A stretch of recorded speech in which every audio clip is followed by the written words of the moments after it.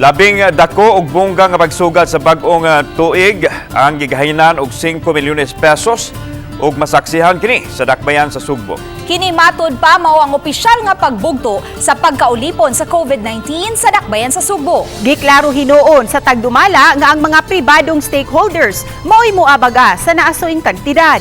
Aniya ang report.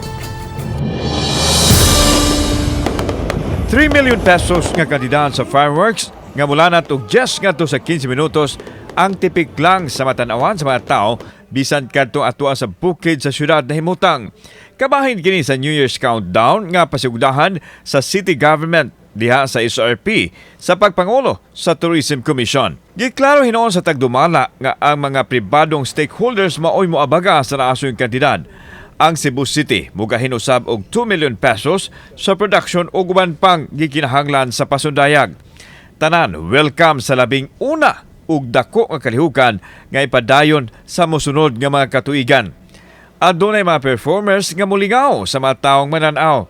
Gipaniguro sa tagdumala nga malinawon ang kalihukan diin adunay ipakatap nga mga otoridad gikan sa nagkadiang ahensya. This 3 million is divided among sponsors. This will mark the start of the Sinulog event. And as already mentioned namo earlier ni Joel, na if mahimo na ni natong tradition, this is the most spectacular fireworks display in the history of the city. Ang atuang security pag abot sa kining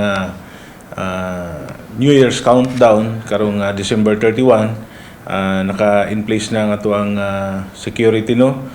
Ang New Year celebration magsilbi usab nga simbolo sa pagbugto na sa syudad gikan sa pagkaulipon sa COVID-19.